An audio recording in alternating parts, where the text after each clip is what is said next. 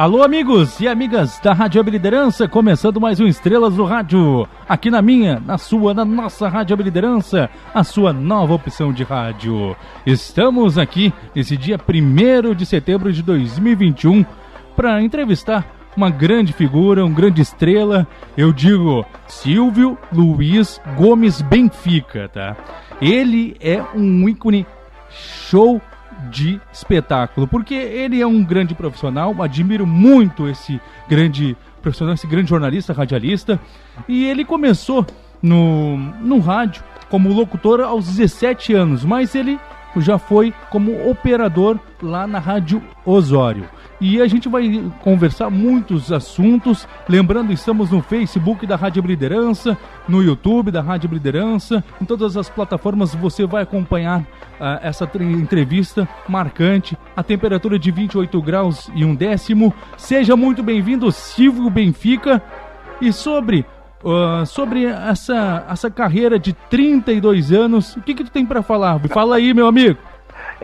Júnior, tudo bem contigo, Júnior? Parabéns pelo trabalho, eu acompanho e obrigado pelas referências elogiosas feitas aí. É uma carreira que eu abracei muito jovem, uma carreira que apenas me gratificou e me gratifica, porque eu acho que tenho fôlego para aguentar mais uns 20 anos trabalhando aí, ainda que tenha começado bem jovenzinho, com 14 anos, em 1969. Mas me sinto muito forte porque o jornalismo é realmente um desafio permanente e eu gosto destes desafios. E já passei por várias transições no rádio e com isso acumulei muitas histórias e estou aí para respondê-las. Júnior.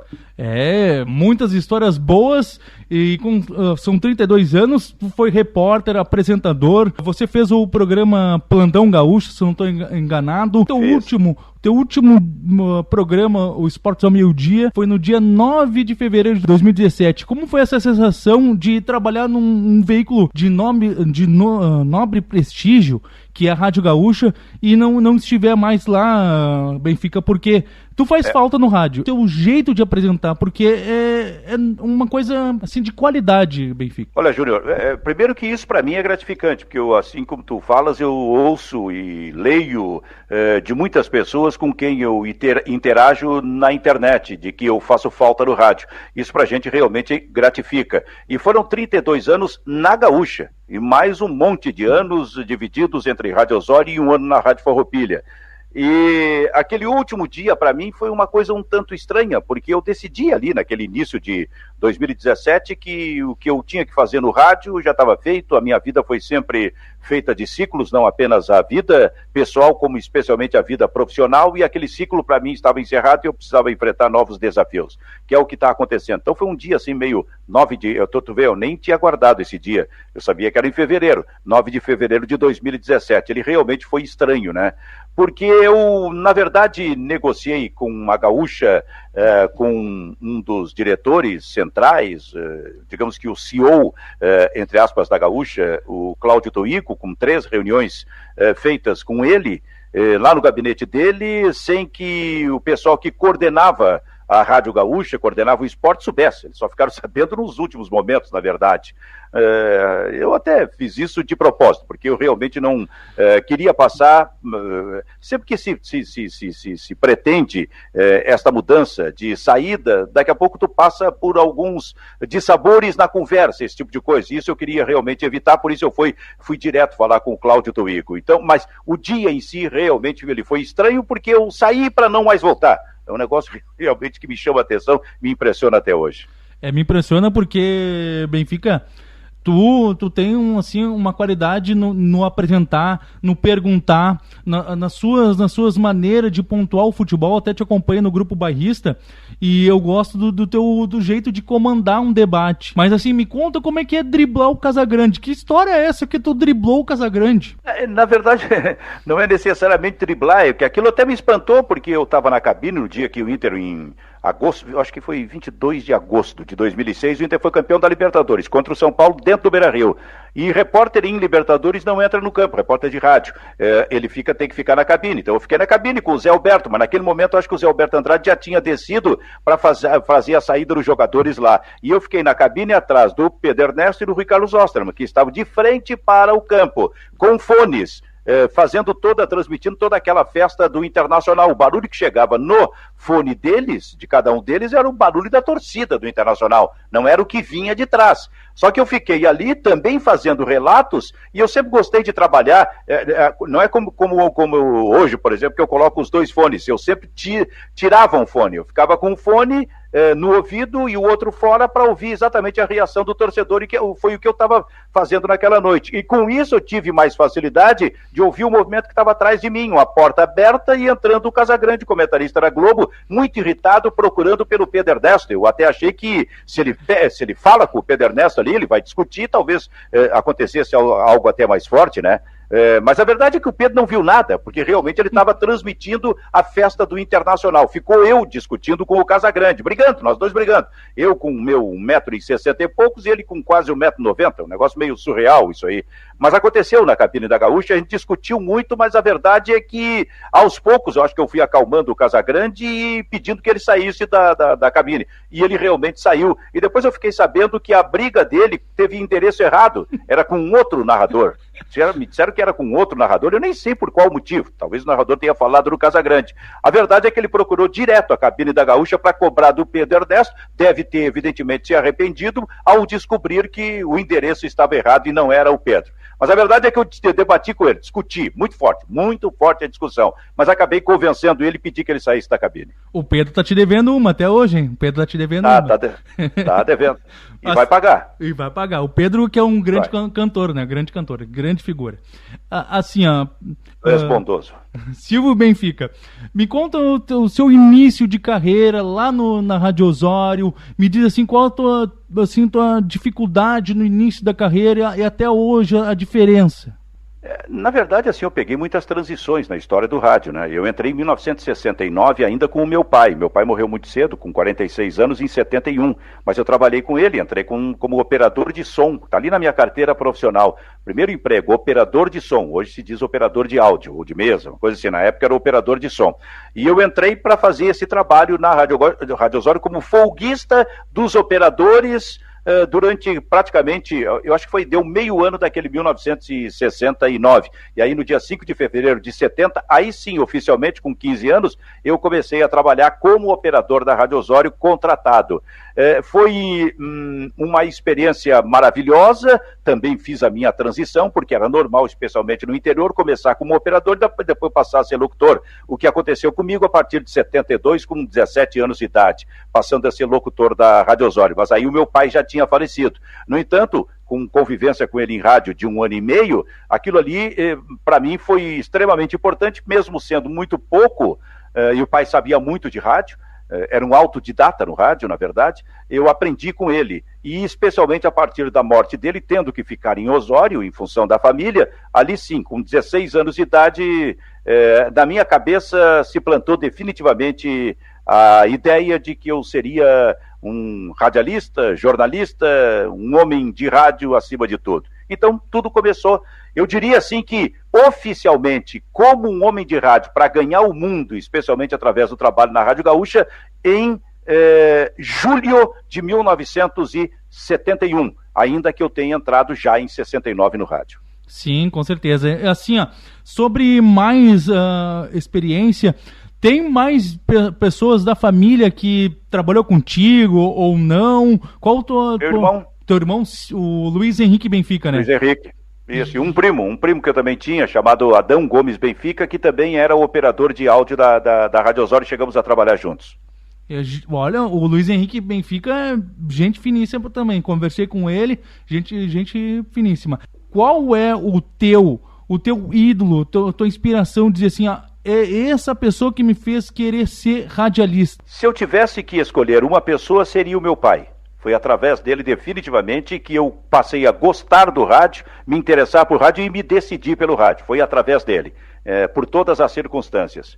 Mas aí eu já ouvia rádio, com 10, 11, 12 anos de idade, eu ouvia muito rádio. O rádio do Rio de Janeiro, por exemplo, rádio Globo do Rio, rádio Tupi de São Paulo, rádios de Porto Alegre, como a Guaíba, especialmente fazendo futebol. A Gaúcha era meio tanto incipiente naquela época, mas ali também eu ouvia pessoas, nem imaginava que fosse trabalhar com algumas delas, que me transmitiam uma ideia de um grau de profissionalismo impressionante. Eu já imaginava isso mesmo tendo 12, 13 anos de idade. Mendes Ribeiro, que era narrador, principalmente o Cândido Norberto, que era um absoluto polivalente, com um domínio de rádio extraordinário, né?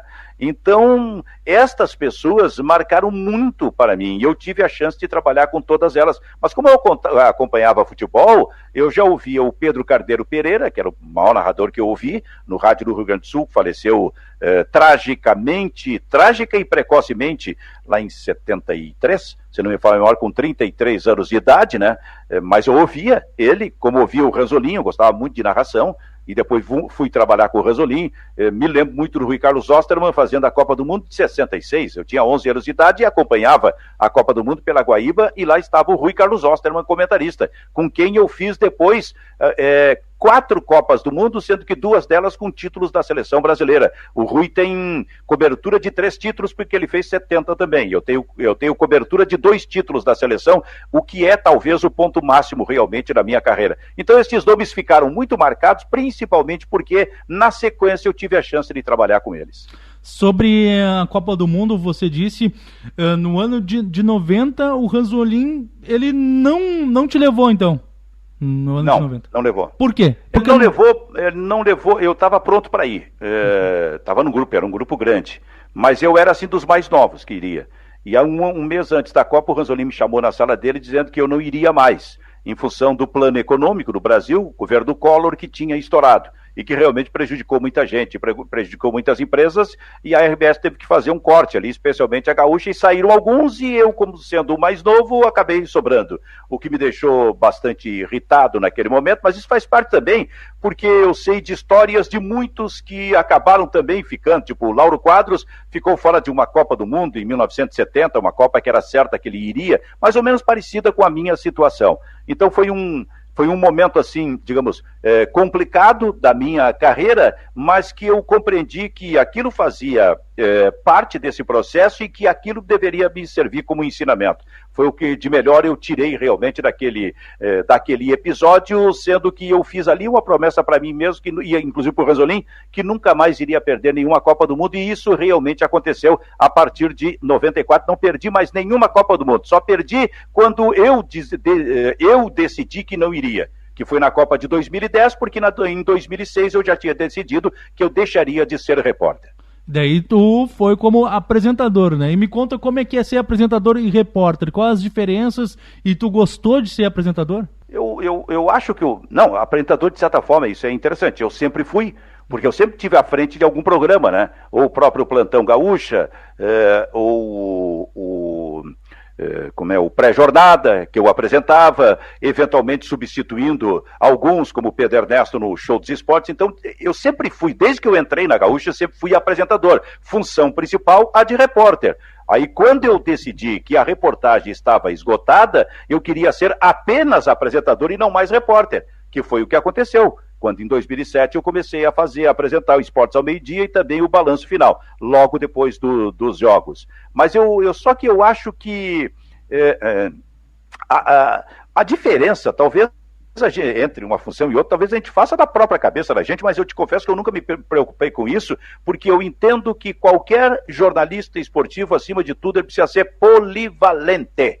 Ele precisa ter controle geral de informações, inclusive do jornalismo geral, para não ser nunca surpreendido, ainda que esteja fazendo um trabalho de reportagem ou especialmente um trabalho de apresentação. Então eu sempre compreendi isso aí. Então eu sempre coloquei no mesmo patamar ser apresentador ou ser repórter. É claro que, como repórter, eu fiz as maiores, as grandes coberturas pelo mundo todo, como repórter, mas sem deixar de apresentar programas, porque mesmo nas coberturas da Copa Mundo afora, eu ainda, durante o nosso trabalho, eu chegava a ficar em Copa do Mundo 60 dias fora de Porto Alegre, eu também apresentava programas. Eu acompanhava o Esporte Meio-Dia, eu adorava o Esporte Meio-Dia.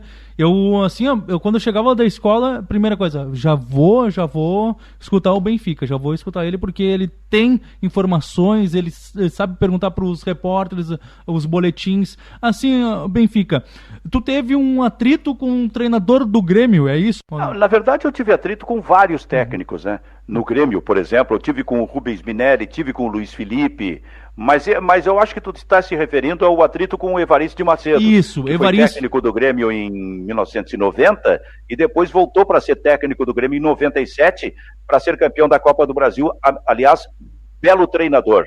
Mas eu tive um atrito com ele em 90, logo depois desse episódio do corte do Ranzolin em relação à minha ida à Copa do Mundo. Porque uma semana depois teve um jogo do Grêmio diante do Caxias, o Grêmio foi muito mal, perdeu o jogo, já não vinha bem, crise estourando, e eu fui fazer uma entrevista com ele no final, e naquele tempo não era essa entrevista como hoje, era uma entrevista exclusiva mesmo que a gente fazia, né? Podia ser no próprio vestiário, a maior parte do tempo no vestiário, às vezes num saguão ali fora, esse tipo de coisa. E aí eu fiz essa entrevista que foi muito dura pelas perguntas, ainda que respeitosas, mas o Evaristo não foi gostando das perguntas e daqui a pouco ele abandonou a entrevista. Ficou um negócio meio assim, curioso no ar, porque eu só disse, olha, o Evaristo foi embora, preferiu não seguir com a entrevista, certamente irritado com o tipo de pergunta que eu estava fazendo. E depois até tivemos mais algum atrito, esse tipo de coisa, mas tudo isso acaba sendo superado também com o passar do tempo, é bom que se diga. Bom, Benfica, a gente vai para um rápido intervalo e já voltamos com muito mais estrelas do rádio. Fiquem ligadinho aqui na Rádio Liderança, sua nova opção de rádio.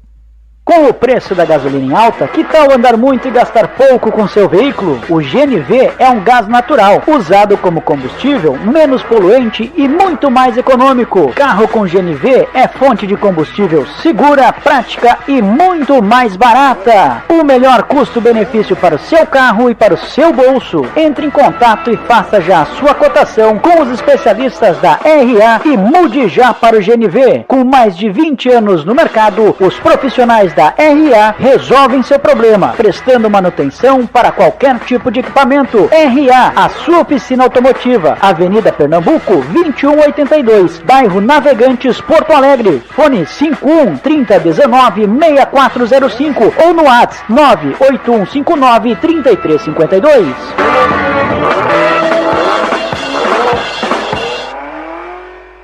Temperarte Sabores Artesanais trabalha com pizzas, salgados, lasanhas e panquecas, além de congelados, fritos e assados. O sabor é artesanal, desde a base até a finalização, colocando em cada detalhe o carinho que você, cliente, merece. Localizada em Canoas, no Rio Grande do Sul, e atendendo a capital e região metropolitana de Porto Alegre, tudo é feito com muito amor. Faça sua encomenda no fone DDD 51 99180 2265. Temperartes, a sua melhor opção em Canoas e região. Alô, amigos ouvintes da RWL. Aqui quem fala é João Garcia. Eu queria pedir a vocês, especialmente aos grupos de risco, que fiquem em casa. Ainda está valendo a recomendação das autoridades sanitárias do Brasil. Fiquem em casa, se protejam, mandem os mais moços da família ou contratem alguém mais moço para ir ao mercado, comprar as coisas que precisam. E se for necessário, mesmo muito necessário sair de casa, para ir no banco, para ir numa lotérica, para ir no supermercado, não esqueça da máscara. Se puder, vá com máscara. Aliás, vá com máscara. Se puder, não, vá com máscara. Fiquem em casa ou então saiam com máscara. O vírus está aí e ele não rejeita corpos para penetrar e ficar lá nos causando problemas. Fiquem em casa. Um grande abraço. Frete Ariel Brito. Vai se mudar? Precisa de entregas no litoral gaúcho ou região metropolitana? Ariel Brito é a solução para pequenos fretes. Trabalhamos também com compra e venda de móveis e eletrodomésticos, usados e seminovos. Então não perca tempo. Ligue agora. 51 999 19 3627. Frete Ariel Brito.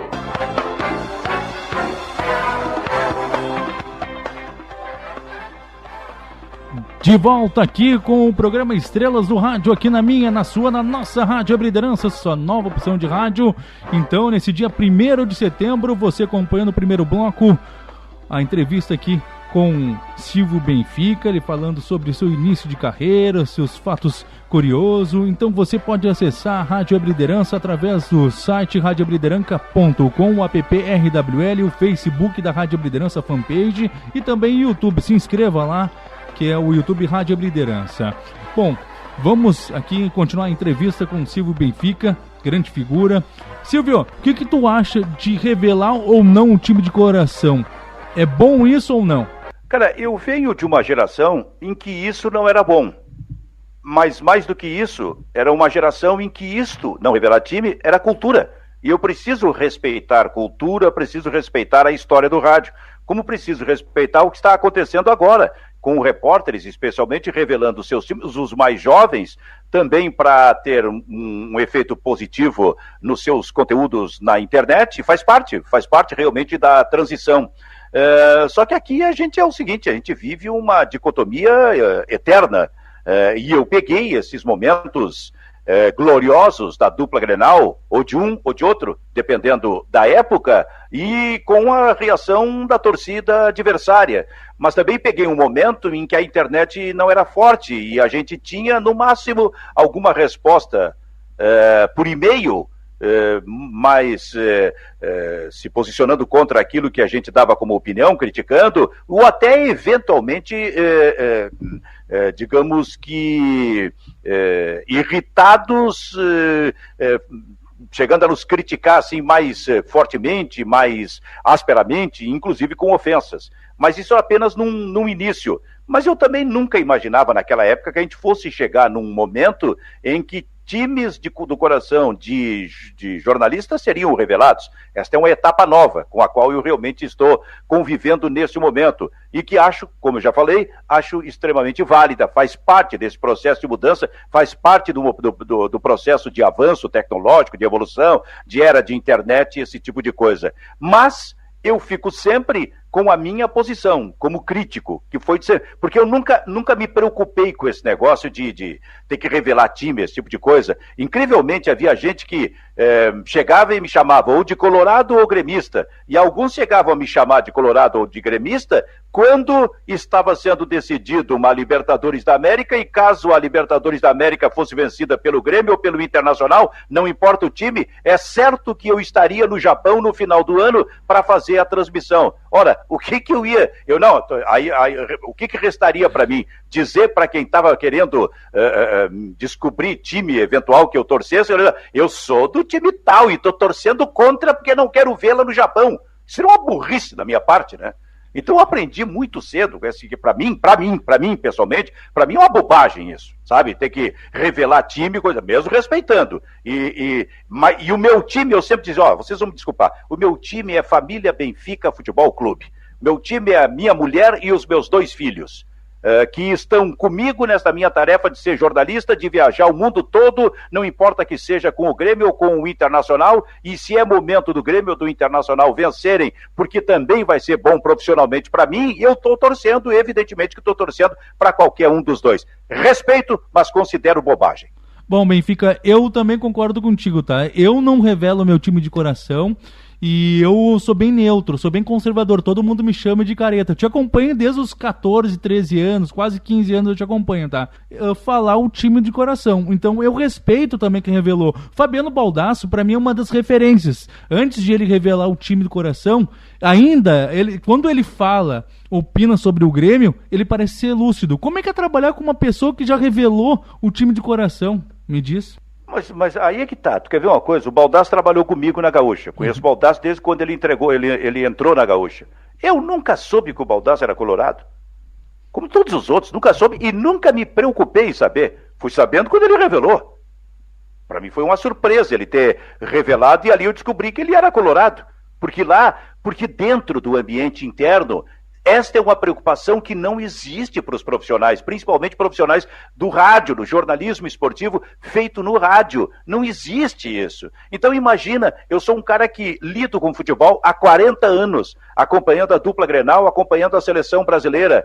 Pô, será que durante 40 anos, se eu eventualmente tive um time lá quando era criança, eu vou trabalhando profissionalmente nisso com os 2 times, eu vou estar preocupado, mas nem me passa pela cabeça, para mim eu não torço para ninguém, e existia momentos, inclusive fazendo o balanço final, que eu vou revelar aqui, eu torcia para que perdessem, porque eu sabia que aí o programa ia ser muito mais forte, com muito mais audiência, eu pensava em mim, assim como tinha momentos que eu torcia pelo Grêmio, pelo Internacional, pensando em mim. Eles estão decidindo Libertadores, quero que eles ganhem, porque é certo que eu vou estar no Japão com eles no final. Só que faltava eu jogar contra mim mesmo, né? Então, cara, isso nunca passou pela minha cabeça, nunca foi uma preocupação. As pessoas não vão acreditar, também não estou preocupado se não vão acreditar. Mas se existe uma coisa que não é nem conversada em departamentos de esportes, de rádio, mas qual é o time que tu torce? Isso não existe, cara. Tanto que eu tô dizendo aqui, eu fiquei sabendo que o Baldasso era colorado quando ele se revelou, porque até então eu nunca tinha falado com ele sobre isso. Sobre também um outro colorado, Kenny Braga. Kenny Braga, é verdade que num jogo contra o Barcelona teve uma confusão do Pedro com outro profissional, o Rui, e foi quem ajudou a transmissão seguir. Me conta aí.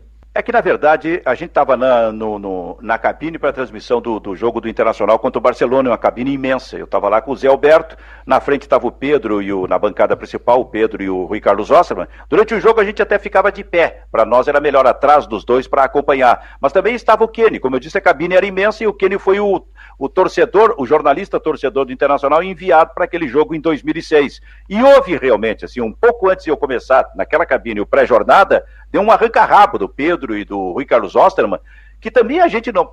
É bastidor, interessa ao ouvinte, mas o ouvinte precisa saber que essas coisas são normais.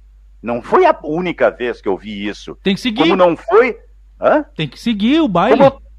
Mas o baile tem que seguir, como eu tive antes de eventualmente alguma transmissão de jogo, briga ou arranca-rabo com alguém. Isso faz parte. Pode até ser forte, como foi essa briga do Pedro com o Rui, mas que não se avance o limite, no caso, né? Então eles discutiram bastante, mas depois eu estava começando o pré-jornada e aí eu precisava da participação dos dois como profissionais. E naquele momento eles se travestiram de profissionais que eles sempre foram. A briga ficou de lado. Fizeram um belo de um trabalho durante a transmissão do jogo do Internacional, a vitória e a conquista do título. Mas realmente, antes teve esse arranca-rabo. Como o Kenny estava ali, eu já estava de fone me preparando para entrar no pré-jornada e o Zé Alberto a mesma coisa, o Kenny se meteu no meio dos dois para tentar acalmar e deu a sua ajuda. Incrivelmente, mas foi acalmando os dois, porque os dois também entenderam que agora deu, agora precisamos parar, que vem um jogo pela frente, um jogo histórico, e onde a nossa transmissão tem que ser a melhor possível. Mas o arranca-rabo aconteceu com a intervenção do Kenny. Aconteceu mesmo, e aconteceu também num fato em 94 que tu colocou o Pelé no ar. Isso aí é diferenciado, só camisa 10, repórter, ele consegue, né? Me conta esse fato curioso. Esse aí foi no estádio de Stanford. A seleção brasileira ia jogar contra a seleção de Camarões, e eu estava chegando no estádio com o Macedo, já nos preparando para o pré-jornada. O Macedo apresentava o pré-jornada, mas estava no ar o Sala de Redação naquele momento. O jogo lá era, deixa eu ver uma coisa, o jogo lá era meio-dia, se não me falha a memória, aqui 5 da tarde, diferença de 5 horas, naquele momento para a região dos Estados Unidos onde a gente estava. E eu estava chegando um pouco antes, no caso, já o meio-dia, quando começou o Sala de Redação apresentado pelo Rui, e daqui a pouco a gente vê o Pelé. Eu vi o Pelé sozinho fora do caminhão de externas, é um caminhão imenso de externas da Globo, que segue a Globo por onde a Globo vai. Sempre tem o seu caminhão de externa, lá dentro também tem camarins, tem todo um equipamento para transmissão de qualquer jogo. Só que o Pelé estava fora, estava se ajeitando, botando blazer, esse tipo de coisa. E ver o Pelé sozinho é uma coisa surreal, não existe isso. Não existe, porque eu já encontrei o Pelé muito em grandes competições, principalmente em Copa do Mundo, cercado por um batalhão, quando ele chegava em qualquer lugar, em qualquer estádio. Ali o Pelé estava sozinho, eu digo, mas não é possível isso, sozinho o Pelé.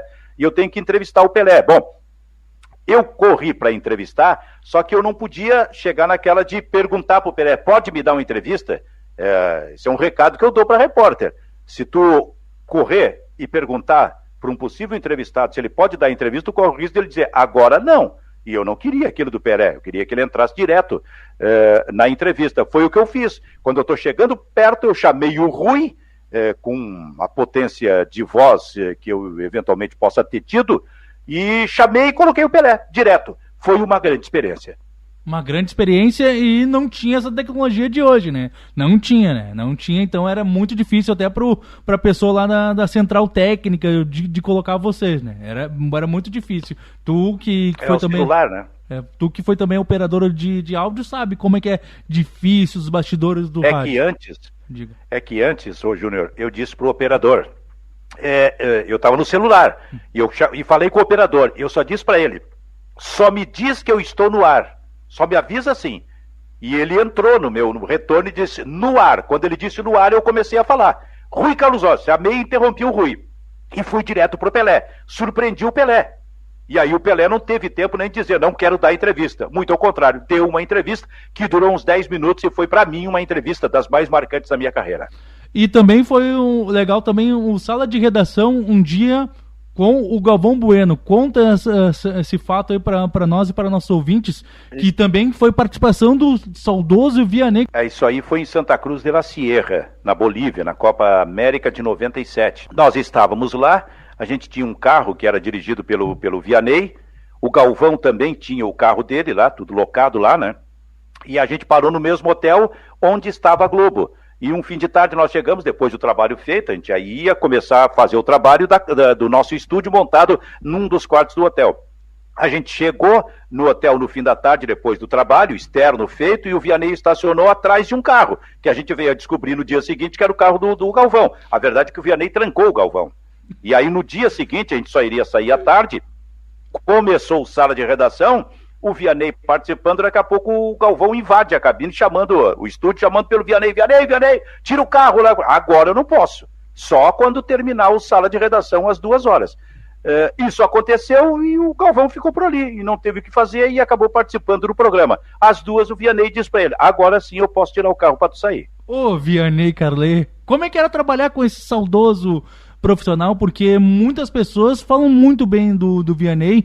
Foi muito bom, é que eu acompanhava o Vianney desde, digamos, início ou metade dos anos 70, quando ele estava em Porto Alegre, era repórter, foi repórter da Gaúcha, mas ele passou também pela difusora na época, eu acho até que ele participou do Porto Visão, que era um programa de televisão que tinha ao meio-dia, e depois encontrei ele na Gaúcha. O Vianney era sensacional, mas mais do que ser, Júnior, sensacional. Como profissional, ele era um grande profissional, na minha opinião, um grande comentarista, era nos bastidores. Aí é que o Vianney se sobressaía, porque aí todo mundo adorava. A chegada do Vianney já era dada como certa, que vinha uma brincadeira e vinha uma descontração, e o modo como ele tratava as pessoas, todo mundo adorava o Vianney nos corredores. Olha, se existe uma pessoa que eu sinto falta, esta pessoa chama-se Vianney Carlet, assim como o Cláudio Cabral, que também era maravilhoso. O fim da manhã na Rádio Gaúcha com o Cláudio Cabral era extraordinário, exatamente pelos bastidores e aquilo que ele apresentava, as tiradas que ele tinha, esse tipo de coisa. Então são duas pessoas que eu sinto muita falta, né? E o Vianney foi um. Vianney, eu trabalhei mais tempo, inclusive, com o Vianney, viajando bastante com ele. Sobre Grêmio Internacional, Benfica, me conta, o que tu tá achando desse momento do Grêmio? O que tem que fazer? Péssimo, dramático, que não é novidade porque vem desde o ano passado, já com o Renato, que viveu muito dos grenais que ele ganhava em cima do Cudê. A coisa tá ruim, marca um grenal que vai dar certo. Uma frase aleatória, assim, colocada, e dava, porque o Renato ganhava com o Grêmio, isso dava fôlego para ele. Mas desde o ano passado o Renato estava enfrentando problemas, não conseguia solucionar nada no time do Grêmio, que já vem mal, então, há 1 ano e meio. O que está acontecendo agora é reflexo de todo esse tempo. E esse momento é, acima de tudo, dramático, porque, a rigor, o Luiz Felipe, que já é o terceiro técnico, ele tem 10 dias para resolver um problema que já dura 1 ano e meio no Grêmio. Em 10 dias ele tem que resolver. O Grêmio contra o Ceará tem que jogar e jogar bem, tem que ter desempenho. Mais do que isso, a vitória. E mais do que isso, uma vitória que possa representar uma sequência de vitórias depois que o Grêmio está necessitando. O Grêmio, eu calculo que precisa, tem 4 vitórias, por enquanto, no Campeonato Brasileiro, para fugir do rebaixamento. Acho que o Grêmio precisa de mais umas 9 ou 10. Não é tão simples assim. Se num turno inteiro só conseguiu 4, vai fazer mais do que o dobro no segundo turno? Bom, para fazer, pode até fazer, mas precisa melhorar imediatamente. Porque se não conseguir essa melhora e não ganhar do time do Ceará, para mim, muito provavelmente o Luiz Felipe vai sair. E se o Grêmio tiver que buscar mais um treinador ali adiante, em setembro, por exemplo, para mim isso vai ser o claro recado que no final do campeonato o time estará sendo rebaixado. Então é um simbolismo que existe aí. Sai o Luiz Felipe e vem mais alguém, vai ser rebaixado. O Grêmio precisa também encontrar um modo de permanecer com o Luiz Felipe, mas com o Luiz Felipe tendo resultados positivos dentro de campo, que é tudo que o Grêmio precisa agora, porque a situação é dramática, mas que vem como decorrência apenas do que está acontecendo com o Grêmio há 1 ano e meio. Sim, porque com o Renato tinha uma preparação física frouxa, tá? Frouxa. E se colocar mais um treinador, como vou explicar para os ouvintes, é um roteiro, um vestibular de rebaixamento, como o Internacional em 2016 teve com o Vitório Pífero. E sobre a situação do Internacional Benfica, o que tu tem para dizer? O Aguirre reencontrou o time, ainda tem muitos defeitos. O que tu vê nessa sequência, o horizonte do Internacional?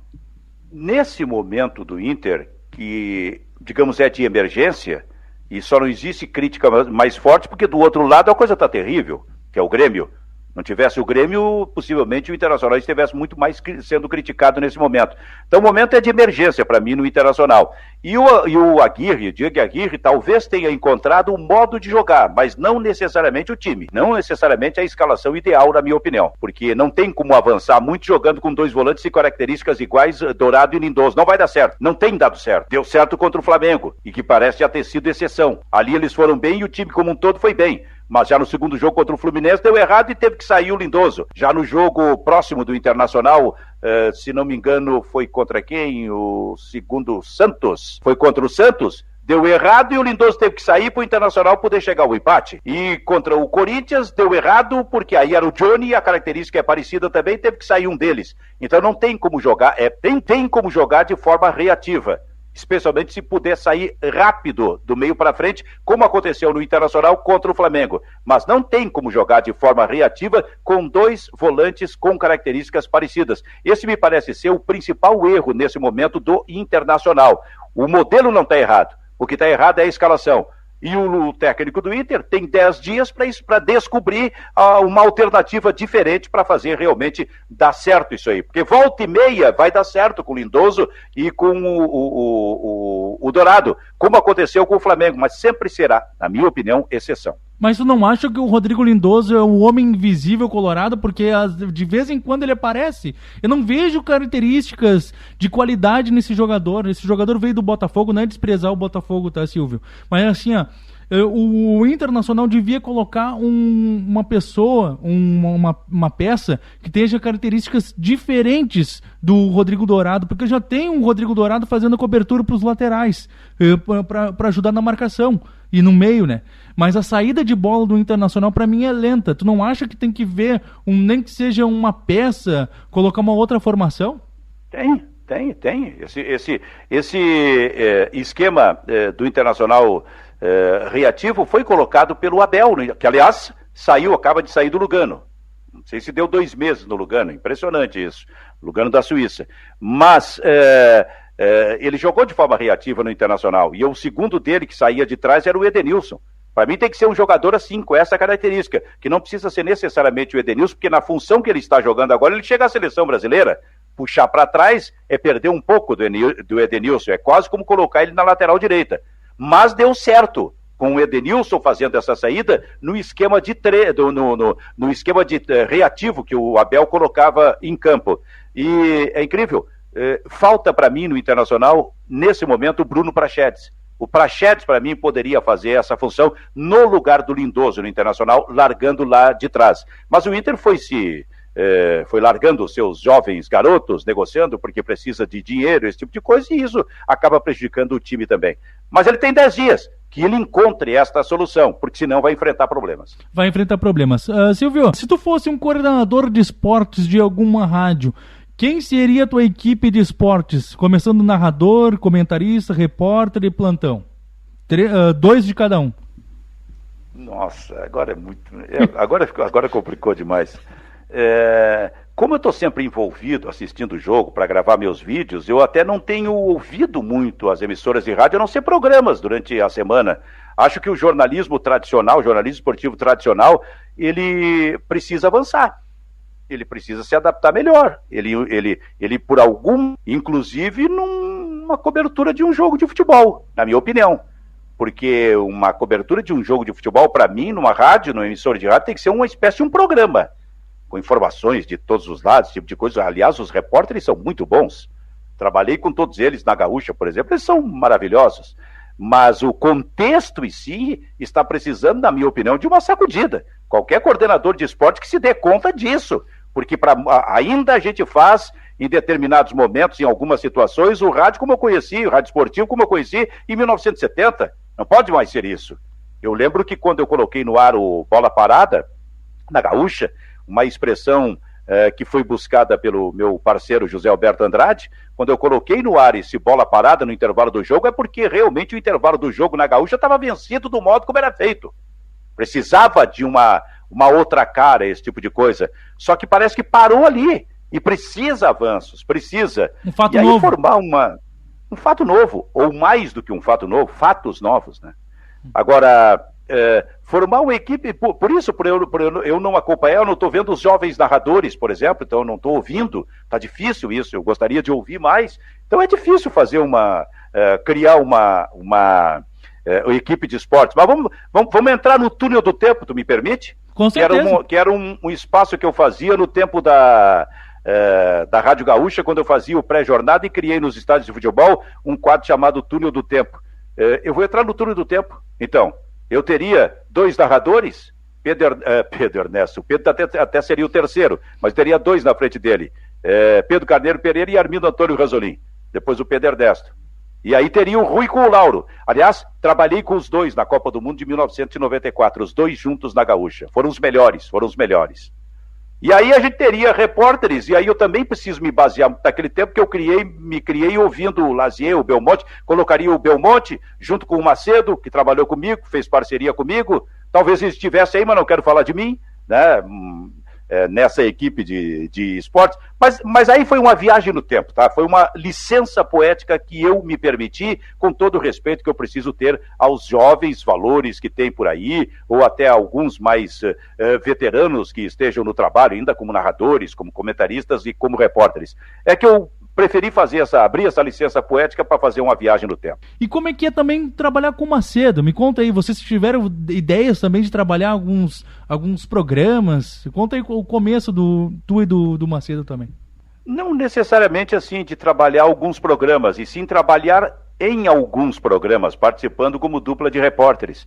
Porque a gente fez juntos, para te dar uma ideia, a decisão do Mundial do Grêmio em 95 no Japão contra o Ajax. Em 2006 eu fui na decisão do Mundial do Internacional contra o Barcelona, mas aí o Macedo não estava, já estava fazendo apenas os programas de estúdio, né? Mas a gente fez 3 Copas do Mundo juntas, 94 Brasil campeão, 98 Brasil vice-campeão, 2002 Brasil campeão, imagina só. Então aí tem história, tem muita vivência. Uma parceria, eu ia antes para essas Copas, ele chegava, o Macedo, cerca de 10 dias antes de começar, então nós passávamos juntos 40 dias em cada uma destas Copas. Então foi uma parceria que acabou se completando, e eu acho até que porque os perfis são mais ou menos parecidos, a gente conhecia a reação de um e de outro, as deixas de um e de outro para que o próximo repórter pudesse entrar, esse tipo de coisa. Então foi uma parceria absolutamente gratificante realmente com o Macedo, especialmente em 3 coberturas de Copa do Mundo, e imagina como dupla de repórteres fazendo 2 títulos mundiais entre os 5 que o Brasil conquistou. Com certeza. Silvio, eu gostaria de te agradecer por conceder essa entrevista aqui no Estrelas do Rádio, e me diz aonde que a gente pode encontrar o Silvio Benfica, o seu trabalho, suas redes sociais também. Eu tenho, Júnior, essa parceria com o Bairrista. Aí tem o programa de todos os dias, a partir das 11, o Bairrista FC, e também tem um programa na segunda-feira que eu sempre quis fazer e criei, chamado Pagos para Pensar, onde eu reúno também com transmissão pelos canais do Bairrista, o Kleber Grabowski, o Ribeiro Neto e o Nando Gross. Todas as segundas-feiras. Fora isso, eu tenho as minhas movimentações individuais nas redes sociais, principalmente no Instagram, mas também no Facebook, mas também tem o Twitter. Agora, eu refiro como mais importante o material que eu coloco no Instagram, sempre colocando material.